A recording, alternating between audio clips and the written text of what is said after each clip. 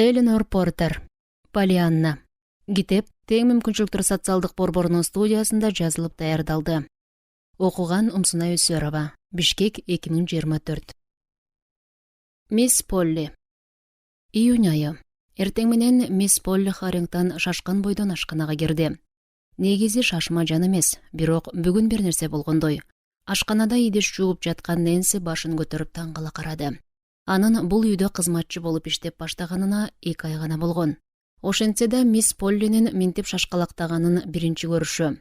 Нэнси. Угуп жатам, деди. Кыз колундагы чөйчөктү майлык менен арчып жатып. Мисс Полли дагы кыйкырды. Канча айтам сага? Мен сүйлөп жатканда жумушуңду токтотуп угуп жүр дебедим беле? Кызара түшкөн Нэнси колундагысын текчеге кое салып сылык жооп берди. Угуп атам сизди. Алаксып кетиптирмин. Өзүңүз идиштерди тез жууй кал дегениңизден улам шашып. Мисс Поллинин кабагы бүркөлө түштү. Токтот, болду. Мен сага актан деген жокмун. Болгону мен уктап атам. Макул эже, деди. Нэнси үшкүрүп.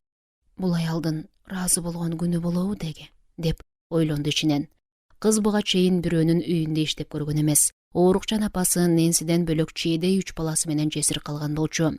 Шордуу кыз үйдүн улуусу болгондуктан апасын, бир туугандарын бакканга мажбур болуп, минтип иштеп жүргөн кербези.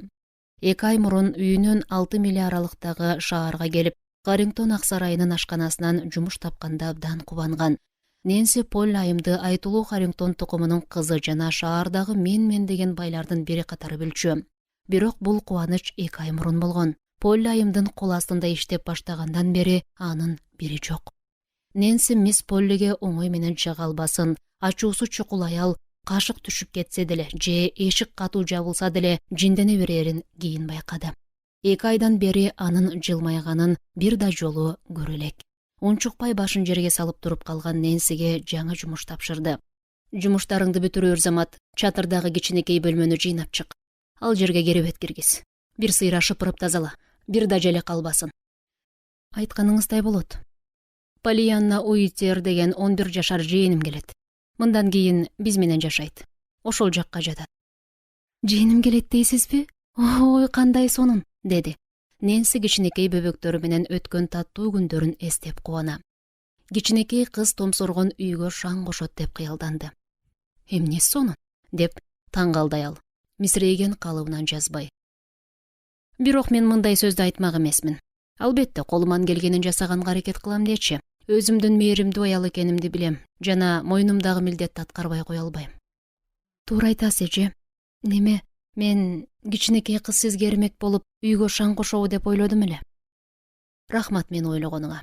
Бирок мен андайга муктаж деле эмесмин деп ойлойм, деди аял мурдун чүйрүп. Нэнси келе турган белгисиз кызды жакшы маанай менен тосуп алууга пайдасы тийип калабы деген ой менен ары сынап, ары кубаттап мындай суроо узатты. Эжеңиздин кызы келе жатканына кубанып жатсаңыз керек. Мисс Полли башын текебирлене көтөрүп, чынын айтсам, мен каалаган деле жокмун, деди.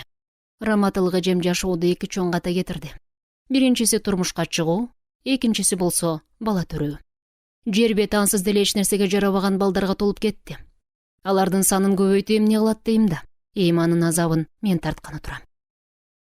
Мисс Полли шагысынып шалдайып калган Нэнсинин таң калганына көңүл бурбай сөзүн улай берди.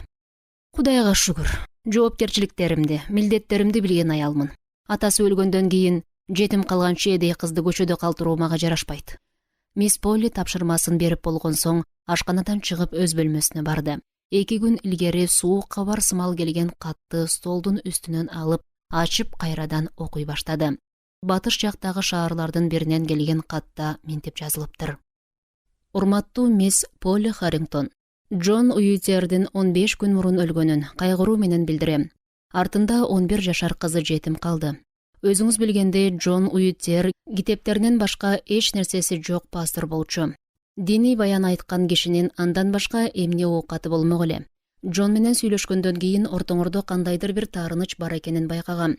Ал жубайы каза болгондо абдан кайгырган. Эгер өзү да ары карап кете турган болсо, кызын эжесинин кадыры үчүн сизди багып алар деген үмүтү бар экенин айткан. Бул катты батынып жазып аткан себебим да ушул. Мисс Поллинин ырайы бузулду. Катты андан ары окуду. Урматтуу айым, катым колуңузга тийгенден кийин Жообун мүмкүн болушунча эртерээк жибересиз деп ишенем. Бул жакта жакын арада поезд менен силер тарапка барышуу үй бүлө бар. Эгер жообуңуз оң болсо, Полианнаны качан салып жибереримди телеграмма аркылуу сизге кабарлайм. Сизден кубанычтуу жооп күтүп жатканын дагы бир жолу кайталап, Жеремия Уайт. Кыжырданган мисс Полли кагазды бүктөп, кайра конверттин ичине салды. Катка бир күн мурун эле жооп берген.